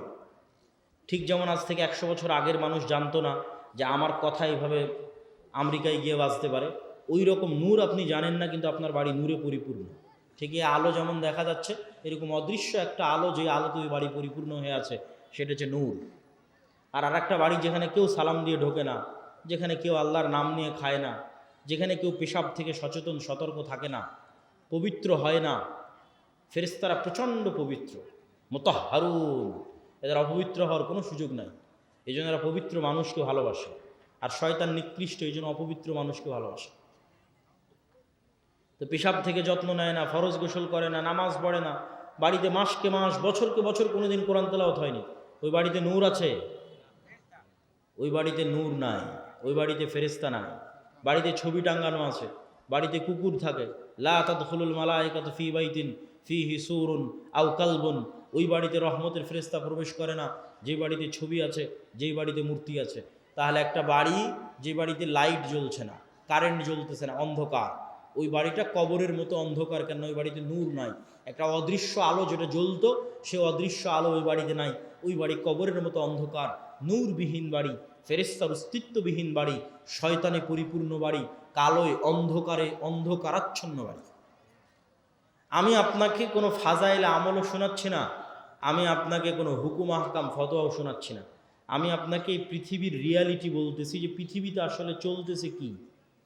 আপনি যে পৃথিবীর খেলার মাঠে নেমেছেন, এই খেলার মাঠের বাস্তবতাটা কি, এটা আপনাকে ধরিয়ে দিচ্ছে। যেমন ক্রিকেট খেলতে নামলে, ফুটবল খেলতে নামলে, গ্রামের আর কোনো খেলা খেলতে নামলে ওর নিয়ম থাকে, যে এই দাগ পার হলে আউট, আর এই দাগ পার হলে নট, আর এই হলে ছক্কা, এই হলে উমুক তুমুক। তো এই পৃথিবীতে খেলার নিয়মটা কি, সেটাই হচ্ছে গায়েবের কার্যকরণের সূত্র। দুনিয়ার কার্যকরণের সূত্রই সব কিছু নয়, গায়েবের কার্যকরণের সূত্র আসল। দুনিয়ার কার্যকরণের সূত্রে ইমিডিয়েট ফল হতে পারে, স্থায়ী নয়। গায়েবের কার্যকরণের সূত্রের সাথে যার সূত্র মিলে যাবে, ওর ফল স্থায়ী, ওর ফল দীর্ঘমেয়াদী। তো ওই গায়েবের কার্যকরণের সূত্র আপনাকে জানা থাকতে হবে, কি করলে কি হয়, গায়েবে কি করলে কি হয়, গায়েবের কার্যকরণের সূত্র অনুযায়ী কি করলে কি হয়, এটা হলো খেলার নিয়ম। আপনি দুনিয়ার কার্যকরণের সূত্র অনুযায়ী কিছু করে ইমিডিয়েট রেজাল্ট পেয়ে যেতে পারে, যেটা যদি গায়েবের কার্যকরণের সূত্রের সাথে না মিলে, ওইটা দীর্ঘমেয়াদী দীর্ঘস্থায়ী হবে না। যেমন দুর্নীতি করে ধোঁকা দিয়ে আপনি ইমিডিয়েট কিছু রেজাল্ট পেয়ে যেতে পারেন, কিন্তু এটা গায়েবের কার্যকরণের সূত্র যেটা নির্ধারণ করা আছে রিজিক বাড়ার, ওইটার সাথে মিলে না। তো গায়েবের কার্যকরণের সূত্রের সাথে যদি না মিলে রিজিক বাড়ার, তাহলে তাৎক্ষণিক দুর্নীতি করে ধোঁকা দিয়ে আপনি কোটি টাকার মালিক হয়ে যেতে পারেন, কিন্তু এই টাকা স্থায়ী হবে না, দীর্ঘমেয়াদী হবে না, কেন? এটা গায়েবের সাথেই মিলে না। গায়েবের কার্যকরণের সূত্র আসল, ওইটা জানতে হবে। ওইটা ওহির মাধ্যমে জানা যায়, ওইটা কোরআনে জানা যায়। কোরআনে বলা আছে কি করলে কি হয়, কি করলে কি পাওয়া যাবে। সম্মানিত উপস্থিতি, ঈমান বিল গায়েবের এই বক্তব্য দেওয়ার কারণ কি? ঈমান বিল গায়েবের এই বক্তব্য দেওয়ার 1 নম্বর কারণ হচ্ছে, আজকের মুসলমানদের অধপতনের মূল কারণই হচ্ছে ঈমান বিল গায়েব নাই। আল্লাহর অস্তিত্ব, ফেরেশতার অস্তিত্বের উপর ঈমান নাই, পরকালের উপর ঈমান নাই। এই জন্যই তো মন্দির পাহারা দিয়ে শিরক করে ভোট নিয়ে ক্ষমতায় যেতে হবে। কেননা আল্লাহর অস্তিত্ব, আল্লাহর ক্ষমতা, গায়েবের মদদ, গায়েবী মদদের উপর ঈমান নাই। আর গায়েবী মদদ ছাড়া মুসলমানদের বিজয় অতীতে কোনোদিন হয়নি, ভবিষ্যতে কোনোদিন হবে না। অতীতে যদি একবারও হতো, তাও না হয় বলতাম যে হ্যাঁ একবার হয়েছে। অতীতে প্রত্যেক বিজয় গায়েবী মদদে, প্রত্যেক বিজয়, প্রত্যেক নবী রাসূল, প্রত্যেক বিজয়ী নেতা যখন বিজয় অর্জন করেছে তখন সে দুর্বল, দুনিয়ার দৃষ্টিতে দুর্বল, কিন্তু বিজয় অর্জন হয়েছে। সুলতান সালাহুদ্দিন আইয়ুবী যখন হিত্তিনে বিজয় অর্জন করে তখন সালাহুদ্দিন আইয়ুবী ইউরোপীয় ক্রুসেডারদের তুলনায় দুর্বল। সুলতান মোহাম্মদ আল ফাতেহ যখন ইস্তাম্বুল বিজয় করে তখন সুলতান মোহাম্মদ আল ফাতেহ বাইজেন্টাইন সাম্রাজ্যদের তুলনায় দুর্বল। যখন সুলতান জহিরুদ্দিন আল বেরবাস হালাকুখা চেঙ্গিস খাঁকে পরাজিত করে তখন পুরো দুনিয়াতে হালাকুখা চেঙ্গিস খাঁকে পরাজিত করতে পারবে এরকম কোনো শক্তি, এরকম কোনো সাহস পৃথিবীতে ছিল না। তাহলে কত দুর্বল জহিরুদ্দিন আল বেরবাস। মোহাম্মদ সাল্লাল্লাহু আলাইহি ওয়াসাল্লাম যখন বদর, উহুদ, খন্দকে যুদ্ধ করে তখন মোহাম্মদ সাল্লাল্লাহু আলাইহি ওয়াসাল্লাম মক্কার কাফের মুশরিকদের তুলনায় অনেক অনেক দুর্বল। আমর ইবনুল আস, খালিদ ইবনুল ওয়ালিদ এরা যখন জেরুজালেম বিজয় করে, ওমর ইবনুল খাত্তাব এবং সাহাবীরা যখন মিশর, শাম, রোমান, পারস্য বিজয় করে তখন রোমান পারস্যদের তুলনায় তারা দুর্বল। ইউশা বিন নুন যখন জেরুজালেম বিজয় করে তখন ইউশা বিন নুন, জেরুজালেমের আমালেকা গোত্র কি ভয়ঙ্কর, কোরআনে আল্লাহ সুবহানাহু ওয়া তাআলা সেই ঘটনা তুলে ধরেছে। আল্লাহ যখন মুসা আলাইহিস সালামকে বললেন যে যাও তোমার কওম নিয়ে যুদ্ধ করো, তখন মুসা আলাইহিস সালামের কওম কি বলল? ইযহাব আনতা ওয়া রাব্বুকা ফাকাতিলা। কেন? আমালেকা গোত্র বিশাল দেহি, ভয়ঙ্কর শক্তিশালী, কেউ সাহস করেনি এদের সাথে যুদ্ধ করে বিজয় অর্জন সম্ভব। মুসা তুমি আর তোমার আল্লাহ গিয়ে যুদ্ধ করো। কিন্তু দুইজন ব্যক্তি যাদের ঈমান বিল গায়বে ইয়াকিন ছিল তারা বলল যে আমরা যুদ্ধ করব, তাতে জয় হোক আর পরাজয় হোক। এদের ঈমান বিল গায়বে ইয়াকিন ছিল। এই দুইজনের একজন ইউশা বিন নুন। আল্লাহ 40 বছর শাস্তি দেওয়ার পর, উদ্ভ্রান্ত পাগলের মতো সিনাই মরুভূমিতে ঘুরে বেড়ানোর পর মুসা আলাইহিস সালাম যখন মারা গেলেন, ইউশা বিন নুন নবী হলেন। তখন ইউশা বিন নুন এবার বানু ইসরাইলকে নিয়ে তওবা করে জেরুজালেম বিজয় করতে যাচ্ছে ওই আমালেকা গোত্রের বিরুদ্ধে, যাদের কাছে এরা একদম দুর্বল। তো শুক্রবারের দিন বিকেলবেলা ইউশা বিন নুন আল্লাহর কাছে দোয়া করতেছে, আল্লাহ সন্ধ্যা হয়ে গেলে যুদ্ধ বন্ধ করতে হবে, কেন শনিবার ইহুদি ধর্ম অনুযায়ী পবিত্র দিন, আপনি সূর্যকে থামিয়ে দিন, আমরা যুদ্ধে বিজয় অর্জন করি। আল্লাহ পৃথিবীর ইতিহাসে একবারের জন্য, শুধু একবারের জন্য সূর্যকে থামিয়ে দিলেন। কিছু মুফাসসির বলেছেন কয়েক দিনের জন্য থামানো ছিল, কিছু মুফাসসির বলেছেন কয়েক ঘন্টার জন্য থামানো ছিল। সূর্য আটকে থেমে থেকে গেল। গায়েবী মদদে ইউশা বিন নুন বিজয় দিল, বিজয় অর্জন করল। মুসলমানদের বিজয় অতীতে কোনোদিন গায়েবী মদদ ছাড়া হয়নি, আগামী কিয়ামত পর্যন্ত কোনোদিন গায়েবী মদদ ছাড়া হবে না। এই জন্য গায়েবী মদদে বিশ্বাস লাগবে, ঈমান বিল গায়বে ইয়াকিন লাগবে। আর ঈমান বিল গায়বে ইয়াকিন না থাকার জন্য মুসলমান মুনাফিকে পরিণত হয়ে গেছে। আজকের মুসলমানেরা মুনাফিক অধিকাংশ। লাম্মা ইয়াদখুলুল ঈমানু ফি কুলুবিহিম, তাদের কালবে ঈমান প্রবেশ করে। কেন? লা ঈমান আল ঈমান লা আমানাতা লাহু। এক কালবে ঈমানের নূর আর মিথ্যার অন্ধকার একসাথে থাকতে পারে না। অথচ গত 16 বছর কত ওসি, ডিসি, এসপি, মন্ত্রী, মিনিস্টার, আজকে এখনো কত sub registrar AC land lakh lakh টাকা দিয়ে ওমরা করে আসতেছে, কত জালসা মসজিদ মাদ্রাসার কমিটির মেম্বার, অথচ ওর পদে যখন বসে তখন ঘুষখোর। তাহলে লাম্মা ইয়াদখুলুল ঈমানু ফি কুলুবিহিম, অন্তরে ঈমান প্রবেশ করে, ঈমান বিল গায়ব নাই, বাহ্যিক ইসলাম নিয়ে মানুষকে ধোঁকা দিচ্ছে। অথচ আবু সুফিয়ান কোনোদিন মিথ্যা বলেনি, মুহাম্মদ সাল্লাল্লাহু আলাইহি ওয়াসাল্লামের বিরুদ্ধে মিথ্যা বলেনি। আবু তালেব কাফের হতে পারে, আবু লাহাব কাফের হতে পারে, মিথ্যুক, দুর্নীতিবাজ, ধোঁকাবাজ না। এই জন্য আবু তালেব নিজে ইসলাম গ্রহণ না করলেও আবু তালেবের ছেলে আলী যখন ইসলাম গ্রহণ করেছে তখন মহানেতা। কেন? নেতাই তৈরি হয় সত্যবাদিতা, আমানতদারিতা, ন্যায়পরায়ণতার উপর। আর মুসলমানদের মধ্যে নেতা তৈরি হওয়া বন্ধ হয়ে গেছে। কেন? মুসলমানেরা সত্যবাদী, আমানতদার থাকতেই পারছে না, নেতা কিভাবে তৈরি হবে? আর এই নেতা যেন আর কোনোদিন তৈরি না হতে পারে, এই জন্য দুটো পদ্ধতি মুসলমানদের উপর চাপিয়ে দেওয়া আছে। একটা হচ্ছে গণতন্ত্রের কালচার, আর একটা হচ্ছে সুদী অর্থনীতি। গণতন্ত্র এমন এক কালচার যেখানে এক দল আর এক দলের বিরুদ্ধে মিথ্যা তো বলবেই। এই শিবগঞ্জ আসনে এরকম যত আসন আছে, একই আসনের 6-7 জন 10 জন মনোনয়ন প্রার্থী একজন আরেকজনের বিরুদ্ধে মিথ্যা বলতেছে। তাহলে নেতৃত্বই তৈরি হবে না সত্যবাদিতা, আমানতদারিতা ছাড়া। আর এখানে গণতন্ত্রের নেতৃত্ব শুরুই হচ্ছে কি দিয়ে বলেন তো? মিথ্যা এবং দুর্নীতি দিয়ে। তাহলে যেই নেতার নেতৃত্বই শুরু হচ্ছে মিথ্যা এবং দুর্নীতি দিয়ে, ওই নেতা যখন ক্ষমতায় যাবে ওকে টাকা ছিটালে আমেরিকার, ইউরোপের আর ভারতের কিনে নেওয়া 1 সেকেন্ডের ব্যাপার। কেন? ও জন্মগত মিথ্যুক, জন্মগত দুর্নীতিবাজ। এই জন্যই গণতন্ত্র টিকিয়ে রাখা আছে, যেন সৎ নেতার জন্মই না হতে পারে। এমন নেতা আসুক যাকে আমি কিনে নিতে পারবো। আর মুসলমানদের মধ্যে এই স্বভাব আগে ছিল না। এই স্বভাব হচ্ছে ইউরোপীয় উপনিবেশ থেকে তৈরি হয়েছে। 150-200 বছরের ব্রিটিশ শাসনের গোলামি করার কারণে তৈরি হয়েছে। এবং যেখানে ইউরোপীয় উপনিবেশ যত কঠিন, ওখানে মুসলমানদের মিথ্যা, দুর্নীতি, ধোঁকার প্রবণতা তত বেশি। যেখানে ইউরোপীয় উপনিবেশ যত কঠিন, ওখানে মুসলমানদের মিথ্যা, ধোঁকা, দুর্নীতির প্রবণতা তত বেশি। আপনি পরীক্ষা করে দেখতে পারেন। বিস্তারিত আজকে এই বক্তব্যে বলতেছি না, আমার অন্য বক্তব্যে বিস্তারিত বলা আছে। কিন্তু এইখান থেকে আপনাকে শিখতে হবে যে নেতৃত্বের বিকাশই হয়, তৈরি হয় সত্যবাদিতা, আমানতদারিতা, ন্যায়পরায়ণতার উপরে। ঈমান বিল গায়েব অন্তরে থাকলে, পরিপূর্ণরূপে ঢুকে গেলে ওইটা অটোমেটিক আসবে। এই জন্য আমাদের এমন একটা প্রজন্ম দরকার যে প্রজন্ম ঈমান বিল গায়েবে ইয়াকিন রাখে। আমাদের এমন একটা প্রজন্ম দরকার যে প্রজন্ম সত্যবাদিতা, আমানতদারিতা, ন্যায়পরায়ণতায় চুল পরিমাণ ছাড় দেয় না, বিক্রি হয় না। এরকম একটা প্রজন্ম দরকার যারা নিজ দিনের উপর কট্টর, যারা নিজ দিনের উপর কঠোর। আপনি ভারতের হিন্দু ধর্ম নিয়ে ট্রল করতে পারেন, মজাক করতে পারেন, ঠাট্টা করতে পারেন, কিন্তু তাদের ধর্ম যত ভ্রান্তই হোক, তারা তাদের দিনের উপর কঠোর থেকে একটা সেকুলার রাষ্ট্রকে হিন্দু রাষ্ট্র বানিয়ে দিয়েছে। আর আপনার নবীর দিন বিশুদ্ধ হওয়ার পরেও, 47-এ দিনের নামে রাষ্ট্র তৈরি করার পরেও, 71 এবং 24-এ হাজার হাজার মুসলমান রক্ত দেওয়ার পরেও এখনো আপনি মুখ খুলে বলতে পারেন না যে না, আমার দিনই ঠিক, আমার দিনই রাষ্ট্রে বাস্তবায়ন করতে হবে, সেকুলারিজম নয়। এটা মুখ খুলে বলতে পারেন না। এটাই গোলামি, এটাই হচ্ছে গোলামি। এই গোলামির জিঞ্জির যতক্ষণ না ভাঙবে, ইবনে খালদুন বলেছেন রাষ্ট্র তৈরি হয় আসাবিয়া দিয়ে। যেই দিন মুসলমানেরা বলবে যে আমার দিনই ঠিক, আমার দিনই রাষ্ট্রে প্রতিষ্ঠিত হতে হবে, আল্লাহর নবীর সুন্নাতে ব্যক্তিগত, পারিবারিক, সামাজিক জীবনে কোথাও ছাড় দেবে না, সেই দিন স্বাধীন। এটাই স্বাধীনতা, এটাই গোলামির জিঞ্জির থেকে মুক্তি। আর আরেকটা কি বলেছিলাম, মিথ্যার কালচার তৈরি করা, সুদ। আজকে যত মা বোন উপস্থিত আছে, তাদের মধ্যে যতজন কিস্তিতে টাকা নিয়েছে, যতজন কিস্তিতে লোন নিয়েছে, তাদের মধ্যে শতকরা কতজন সত্য বলে?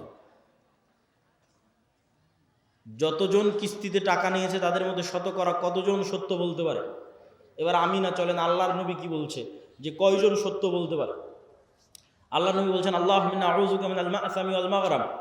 আল্লাহ ঋণ থেকে বাঁচতে চাই, পাপ থেকে বাঁচতে চাই। আর এক হাদিসে রাসূল সাল্লাল্লাহু আলাইহি ওয়াসাল্লাম আর এক দোয়ায় বলছে যে আল্লাহুম্মা আউযুকা মিন যাল'id দাইনি ওয়া গালাবাতির রিজাল। আল্লাহ ঋণের বোঝা থেকে বাঁচতে চাই। সাহাবীরা জিজ্ঞেস করলেন, এত কেন লোন থেকে বাঁচতে চান? আল্লাহর নবী বললেন, মানুষ যখন লোন নেওয়া শুরু করে তখন মিথ্যা বলা শুরু করে। যেই দিন থেকে লোন নেওয়া শুরু, ওই দিন থেকে মিথ্যা বলা শুরু। আর মিথ্যা বললে নেতা তৈরি হবে না, গোলাম তৈরি হবে। তাহলে যে মা বোন কিস্তিতে লোন নিয়েছে এবং মিথ্যা বলতেছে প্রতিনিয়ত, ছেলেকে দিয়ে মিথ্যা বলাচ্ছে, এই সমস্ত পরিবার থেকে নেতা তৈরি হবে না, গোলাম তৈরি হবে। এই জন্য আমাদের কোথাও প্রকৃত নেতা না, সব জায়গায় গোলাম বসে আছে। কেননা মিথ্যুক মানেই গোলাম, দুর্নীতিবাজ মানেই গোলাম। এ আর একজনের কাছে, টাকার কাছে বিক্রি হয়ে যাবে, গোলাম। সম্মানিত উপস্থিতি, বক্তব্যের শেষে গুরুত্বপূর্ণ কয়েকটা কথা। এই আটমূল সালাফিয়া মাদ্রাসা আল জামিয়া সালাফিয়ার সাথে অধিভুক্ত একটি শিক্ষা প্রতিষ্ঠান। এই প্রতিষ্ঠানকে সহযোগিতা করা, এই প্রতিষ্ঠানের পাশে দাঁড়ানো আপনাদের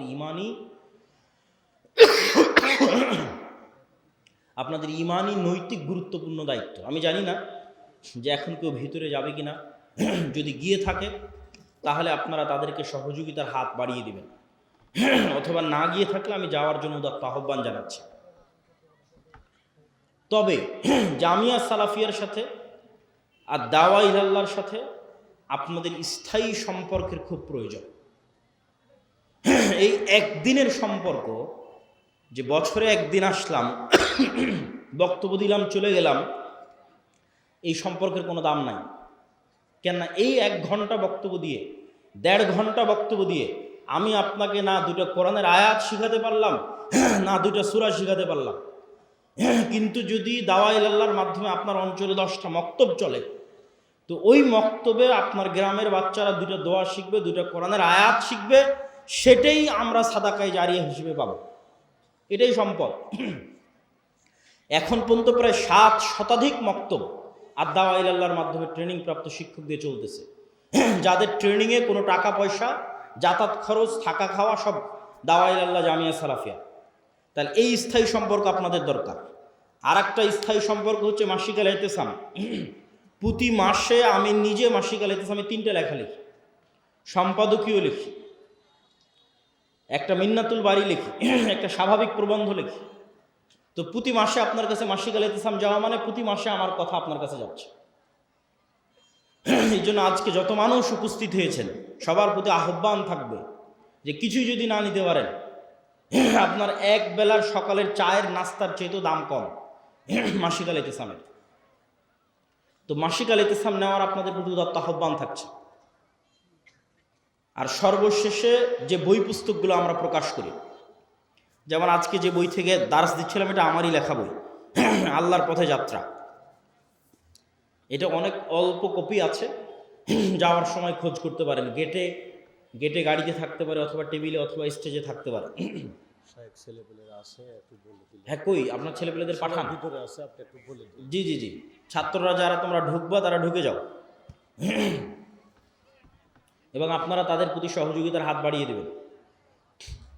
তো জামিয়া সালাফে এবং আদ-দাওয়া ইলাল্লাহর সাথে আপনাদের স্থায়ী সম্পর্কের জন্য মাসিক আল ইতিসাম আমাদের প্রকাশিত বই। যেমন আজকে আরেকটা নতুন বই থাকতে পারে ফতোয়ার উপর, প্রায় 1000 ফতোয়া, অজু, হায়েজ, নেফাস, তায়াম্মুম, সালাত, এগুলোর উপর প্রায় 1000 প্রশ্ন, যেগুলো শাইখ আব্দুর রাজ্জাক বিন ইউসুফের তত্ত্বাবধানে এবং সম্পাদনায় একত্রিত করা হয়েছে। এই ফতোয়ার বইটাও থাকতে পারে।